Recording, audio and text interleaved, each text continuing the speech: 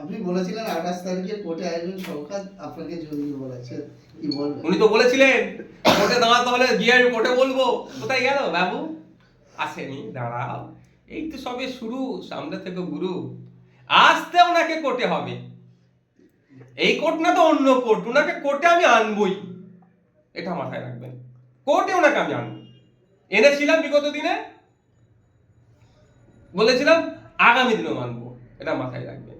উনি তো কোর্টের ঊর্ধ্বে নয়, মাননীয় যারা বিচারপতিরা আছে দেখুক। আমি তাদের উদ্দেশ্যে বলবো, আমি সব মানে আমি আপনাকে অনুরোধ করবো, মানে একটা বলছি তাদের মিডিয়ার মাধ্যমে, সবাই দেখুক এটা, যে তৃণমূলের একজন বিধায়ক নিজেকে কোর্টের ঊর্ধ্বে মনে করে, বিচার ব্যবস্থার ঊর্ধ্বে নিজেকে মনে করে। কোর্ট ডেকেছে, আসছে না, পরবর্তীতে দরকার লাগলে প্রিজন ভ্যানে তুলে নিয়ে আসবে, বড় গাড়ি করে তুলে নিয়ে আসবে কোর্ট অর্ডারে। অপেক্ষা করুন, আইনজীবীও পড়ায় না। না, আপনি বলছেন যে প্রিজন ভ্যানে তুলে নিয়ে আসবেন, আমি আসতে পারবো, আমার না আপনি বলছেন আইন নিয়ে আসবে, হুম। কিন্তু ভাঙড়ে আমরা পঞ্চায়েতে দেখলাম যে 9 জন উভয় দলের মানুষ মারা গেল, সেই দলের আসামিগুলো কোথায়? ভাঙড়ে যে এত গন্ডগোল হলো সেইগুলোর আসামি কোথায়? ভাঙড়ে যে এত মানে বোর্ডে রিগিং হলো, ছাপ্পা হলো, বললো যারা জিতেছে তারা জিতেনি। সেই দেখুন, ব্যাপারটা হচ্ছে আইন বিচার ব্যবস্থাতে আমি চালাচ্ছি না, বিচার ব্যবস্থা চালাচ্ছে বিচারকরা, এবং পর্যাপ্ত পরিমাণে হাইকোর্টে অ্যাডভোকেট, এই আপনার জাজের শোনায়। আপনি দেখেছেন পশ্চিমবাংলা মানে কলকাতা হাইকোর্টে প্রায় 40% বিচারপতি না, ফলে স্পিড আপের ক্ষেত্রে হচ্ছে, মামলা চলবে। আর অনেক ক্ষেত্রে একটু তো এদিক সেদিক হচ্ছে, আপনি বুঝতেই পারছেন ডেটের ক্ষেত্রে। তারপরও বিচার ব্যবস্থা জিন্দাবাদ, বিচার ব্যবস্থার মাধ্যমে বুঝে দেবো। উনি বলেছিলেন দরকার লাগলে কোর্টে উঠে বলবো ওই আমার সম্পর্কে যে কথা, তো কোর্টে এসে আসতে পারার জন্য উনি পালিয়ে বেরিয়েছেন। এর জবাবটা ওনাকে কোর্টে আসিয়ে নেবো, আমি কোর্টের মাধ্যমে ওনার কাছ থেকে জবাব নেব।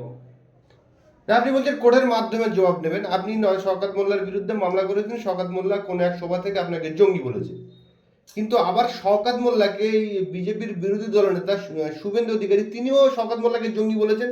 আপনি যখন শওকত মোল্লার বিরুদ্ধে মামলা করেছেন, ঠিক শওকত মোল্লা আবার শুভেন্দু অধিকারীর বিরুদ্ধে মামলা করেছেন। কি হচ্ছেটা কি এটা? দেখুন, শওকত বাবুর সম্মানে আঘাত লেগেছে শুভেন্দু অধিকারী মহাশয়ের বক্তব্যটাকে, সেই জন্য শওকত বাবু আইনের দ্বারস্থ হয়েছে।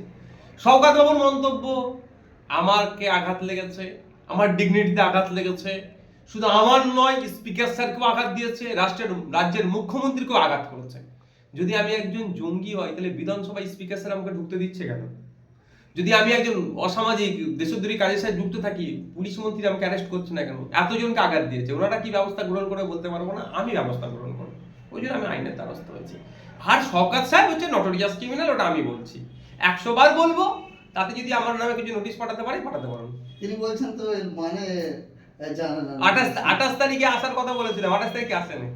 তাহলে আপনি মানটা বলে দেন, নট প্রেস কুখ্যাত, কুখ্যাত। আমি এতটুকু বলে দিয়েছি, আর ক্রিমিনাল মানটা বলবো। আচ্ছা, একটু অন্য প্রশ্নে আসি আমরা। সামনে 26-এই একদম লোকসভা বিধানসভা ভোট।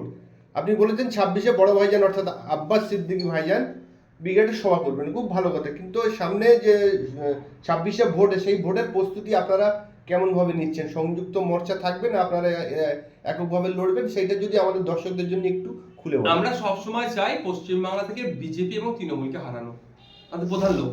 দুটো শক্তিকে একসাথে হারাতে হবে, কারণ এই দুটো শক্তি মিলেমিশে চলছে। যেভাবে আরজি করের ঘটনাটা আপনারা দেখলেন, সিবিআইর হাতে তদন্তভার ছিল, সিবিআই কি করেছে, আর সিবিআই কে পরিচালনার দায়িত্ব কার আছে? কেন্দ্রের বিজেপি সরকারের। কি একটা মিলেমিশে চলছে, এটা না একাধিক চাকরি চুরি থেকে শুরু করে একটার পর একটা জামিন পেয়ে যাচ্ছে, হ্যান ত্যান, শুধু এভিডেন্স দিতে পারছে না, ট্যাম্পারিং হচ্ছে, এইসব অনেক অভিযোগ আছে। কালীঘাটের কাকুর ভয়েস টেস্টের স্যাম্পেল আপনার রিপোর্ট এখনো জমা হলো কি হলো না সব আপনারা জানেন। আমরা চাই এই রাজ্য থেকে বিজেপি এবং তৃণমূলকে পরাস্ত করতে। বিজেপি তৃণমূলকে পরাস্ত করার জন্য যে সমস্ত অবিজেপি ও তৃণমূল শক্তিগুলো ঐক্যবদ্ধ হতে চাইছে, তাদের প্রত্যেককে আমরা আহ্বান করছি, প্রত্যেকের কাছে আমরাও যাচ্ছি, যে তাদেরকে বলছি আমরা ঐক্যবদ্ধভাবে লড়াই করবো 2026-এ, যাতে 294টা সিটে বিজেপি এবং তৃণমূলকে নীল করা যায়, সেই জন্য আমরা লড়াই করবো। এবার কেউ যদি আমার এর মধ্যে মনে করে নিজে আমি সব সর্বেশ্বর বা আমি বাকিগুলোকে কন্ট্রোল করব, সেটাও ভুল হবে। আর যার যেমন শক্তি আছে তাদেরকে সম্মান কেউ যদি না দিতে চায়, সেটাও ভুল হবে। আমরা যার যেরকম শক্তি আছে সেই শক্তি বজায় রেখে তার যথাযথ সম্মান দিয়ে আমরা চাইছি যে বিরোধীর একটা জোট তৈরি হোক বিজেপি এবং তৃণমূলের বিরুদ্ধে। এর আগে তো 21-এ বিধানসভায় আপনারা জোট করেছিলেন, সেখানে সিপিএম কংগ্রেস আপনাদের উপরে দই দিয়েছিল যে আইএসএফের সঙ্গে জোট করেছি বলে আমরা নীল হয়ে গেছি। এখন ভাবুক ওরা কি করবে।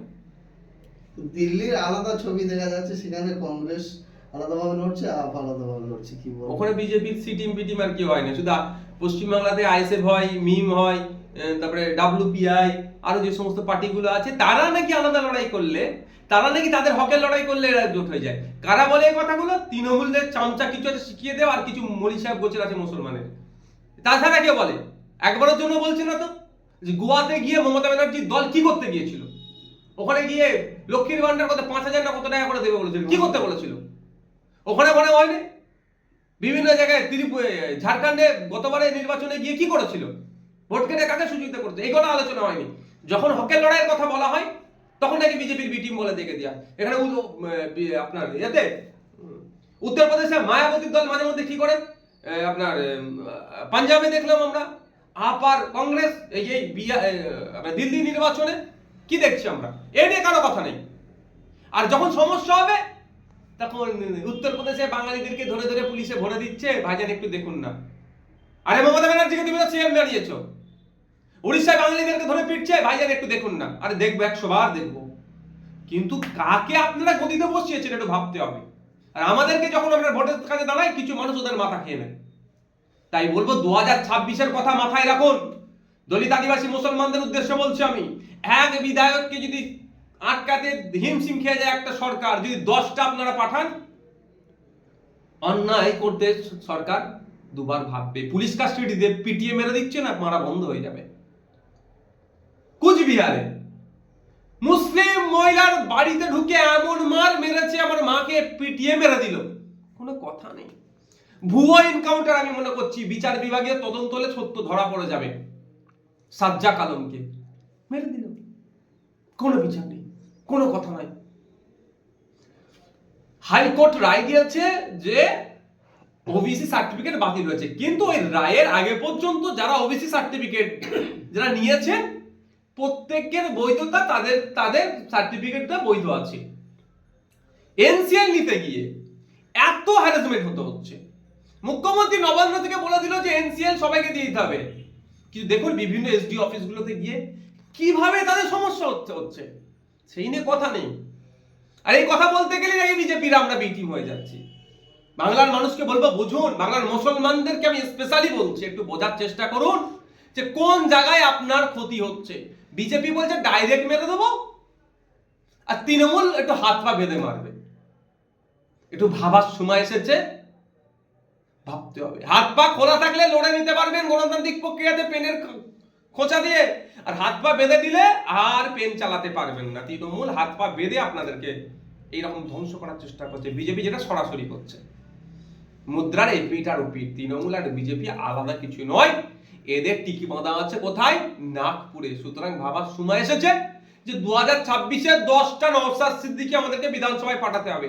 10টা নওশাদ সিদ্দিকী বিধানসভায় পাঠালে সরকার অনৈতিক কাজ করা বন্ধ হয়ে যাবে, মাদ্রাসায় টিচার এসে যাবে, শিক্ষা প্রতিষ্ঠানগুলোতে টিচার যাবে, হসপিটালে ডক্টর যাবে, দুর্নীতিগুলো বন্ধ হবে। আর না হলে ওই 77টা বিজেপি নিয়েও কিচ্ছু লাভ হবে না। আপনি বলছেন 10টা নওশাদ সিদ্দিকী, যদি 10 জনকে আপনারা যেতেন, এই আসবার মতো তো সে আবার অন্য দলে চলে যেতে পারে। আপনি পিছনে ফিরে দেখবেন শূন্য করতে শূন্য, হাতে শুধু নওশাদ। না, আপনি কথাটা ঠিকই বলেছেন। তো নওশাদ সিদ্দিকী তো যায়নি, নওশাদ সিদ্দিকী তো যায়নি। এখন মানুষ যাবে, মানুষের উপর ভরসা করতে হবে। এই যে আপনি এখানে আমাকে ইন্টারভিউ নিচ্ছে, আমার সিকিউরিটি আপনাকে কি এখানে সিকিউরিটিটা আছে কি? আপনি তো আমাকে মেরে দিতে পারেন এখন, কিন্তু ভরসা আপনাকে করছি বলি তো, আমি অ্যালাউ করেছি বলি তো আমার সিকিউরিটি আপনাকে ছেড়েছে।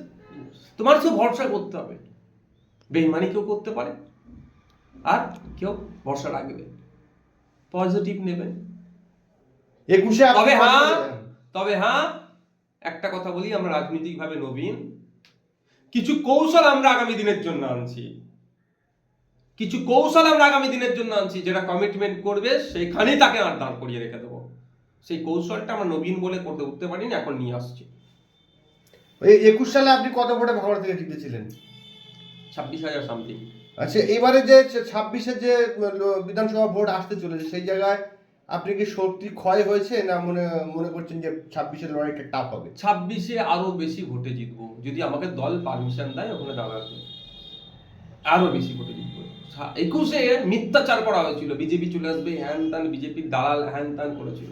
আর এই এখন ভাঙন নয়, সারা রাজ্যের মানুষ হাত কামড়াচ্ছে যে আইএসএফকেই আরো 10টা জিতাতে পারতাম। বলছি তো মানুষ, ওয়াকাফ বোর্ড নিয়ে অনেক চিৎকার করছে রাজপথে, বিধানসভার মধ্যে ওয়াকাফ বোর্ড নিয়ে না চৌধুরী সাহেব না হাকিম সাহেবকে একটাও তিনি কথা বললেন না কেন? এই প্রশ্ন তো মানুষ বুঝতে পারছে। জিসিবি তো পাস হয়ে হ্যাঁ, লড়াইয়ের জায়গাতে কথা বলছে না কেন? এখন আরো বেশি মানুষ ভোট দেবে। হ্যাঁ, এটা আপনি অস্বীকার করবো না, কিছু মানুষকে ভয় দেখিয়ে চুপ করে রেখেছে। ভাই ভোটটা তো তারা দেবে, সে ভোটের দেওয়ার রাস্তা আমাদের তৈরি করবো।